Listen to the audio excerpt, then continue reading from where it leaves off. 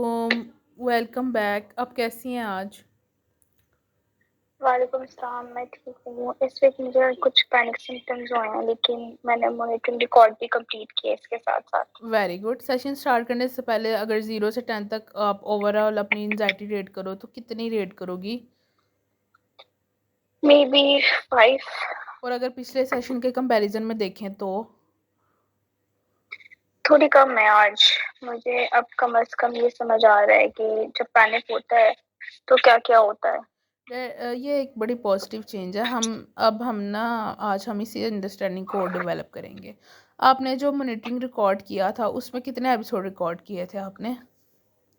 मैंने 3 एपिसोड्स लिखे हैं। क्या काम सबसे इंटेंस एपिसोड डिस्कस कर सकते हैं हम? वेंसडे को ना यूनिवर्सिटी में मुझे पैनिक सिम्टम्स हुए थे। सिचुएशन क्या हुई थी? मैं लेक्चर हॉल में बैठी हुई थी। सडनली मुझे अपनी हार्ट बीट बहुत फास्ट फील होने लग गई।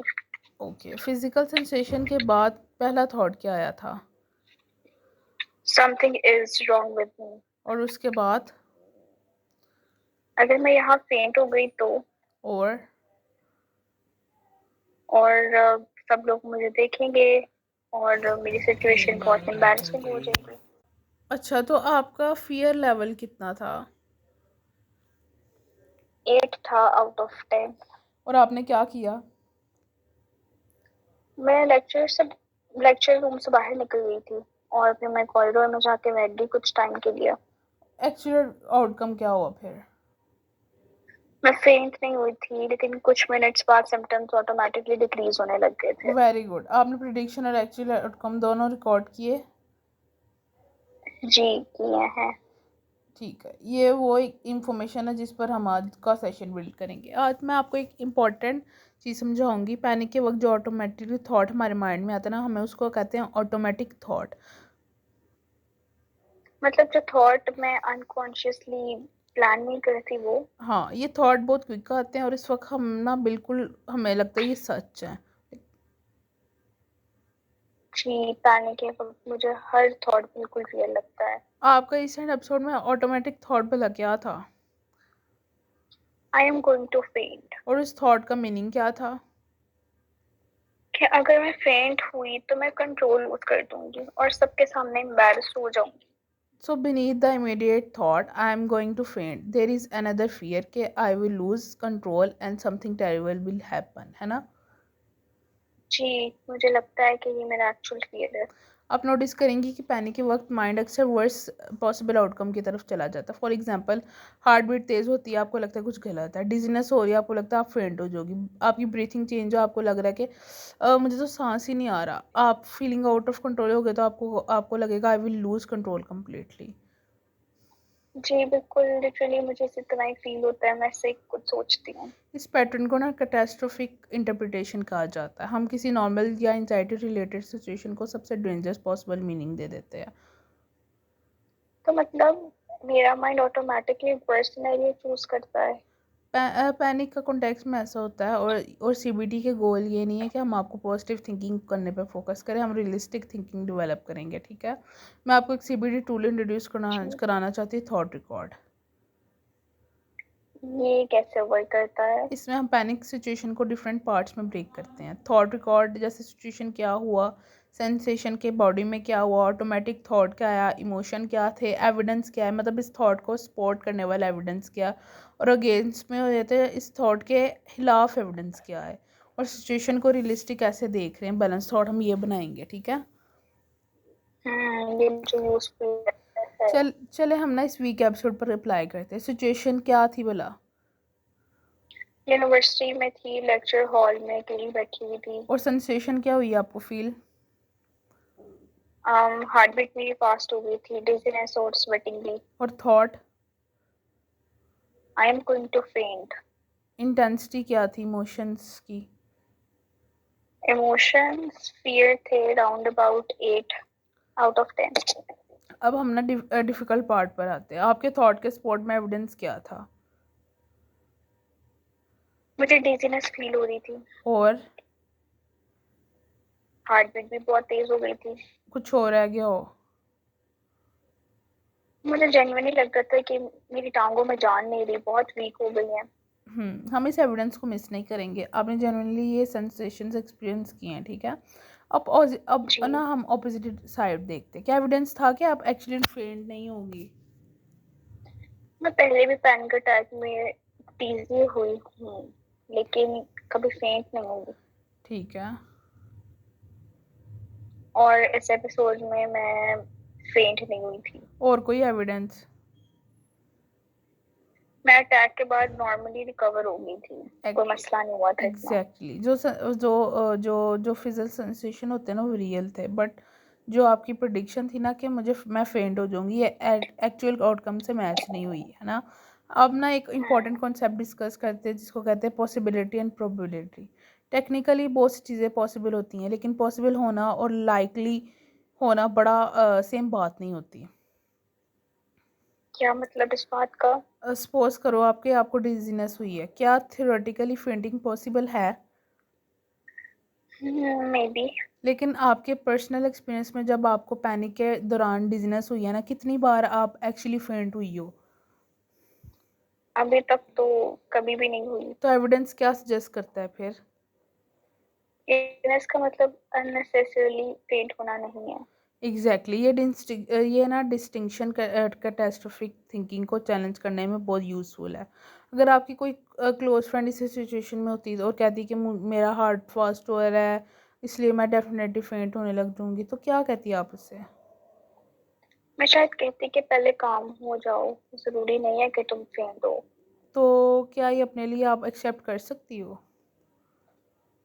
अभी के लिए देखा जाए तो थोड़ा सा डिफिकल्ट है, लेकिन हाँ मे बी मैं कर सकती हूँ।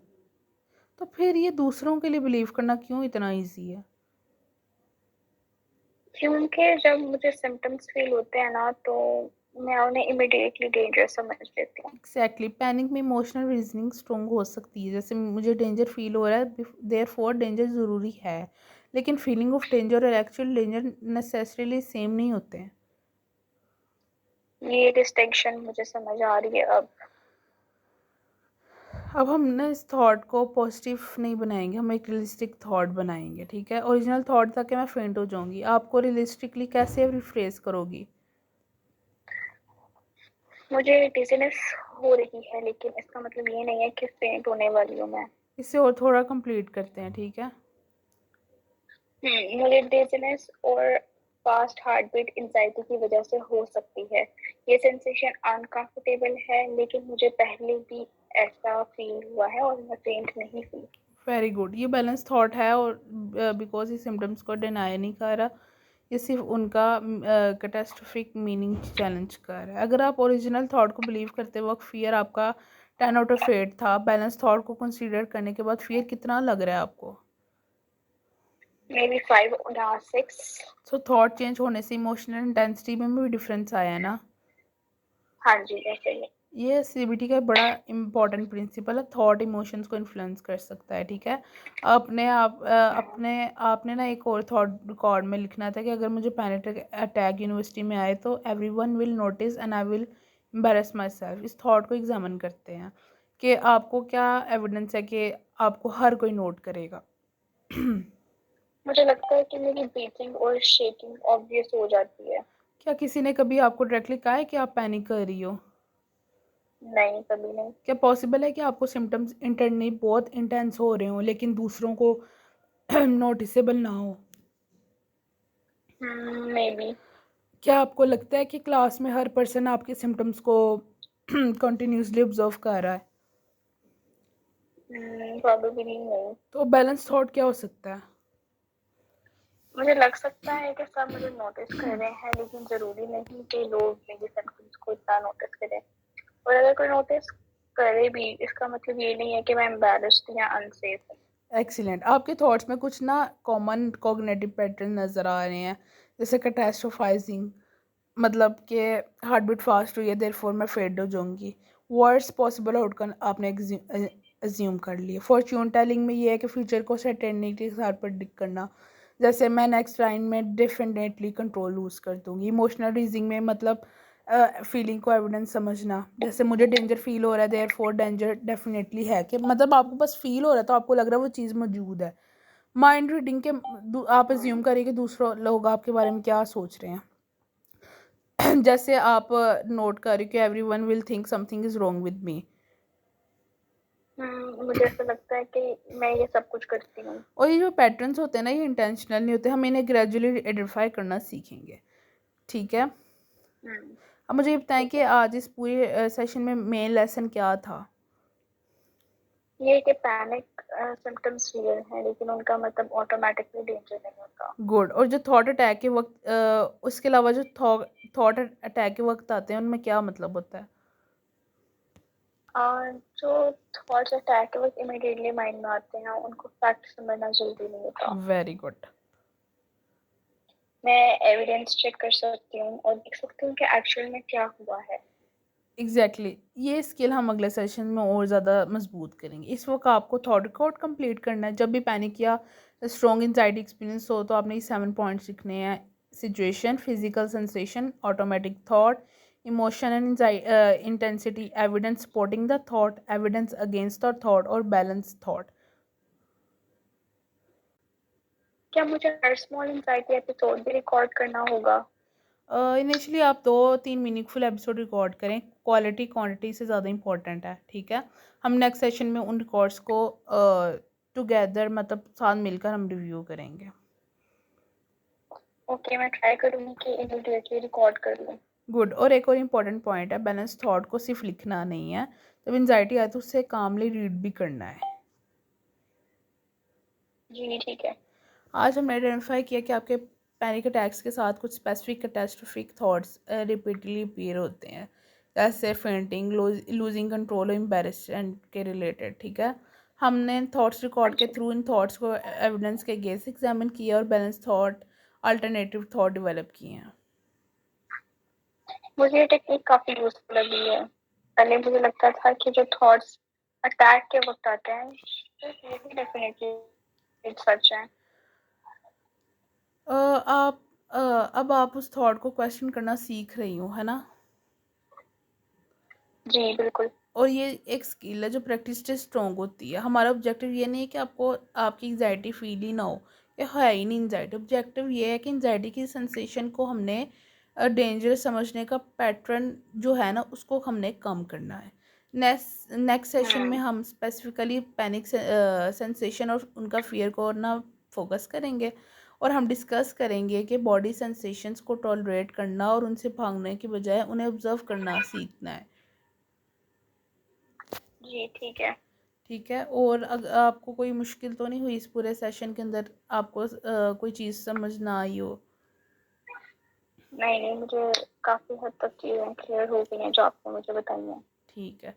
अब हम ना अगले सेशन में मिलते हैं, ठीक है। अगर आपकी कोई भी क्वेरी हो, कोई भी सवाल हो तो आप मुझसे अगले सेशन में पूछ सकती हैं, ठीक है। जी ठीक है, मैं अपना ख्याल पूछूँगी। रखिएगा, अगले सेशन में मिलते हैं। अल्लाह हाफिज़। अल्लाह हाफ़िज़।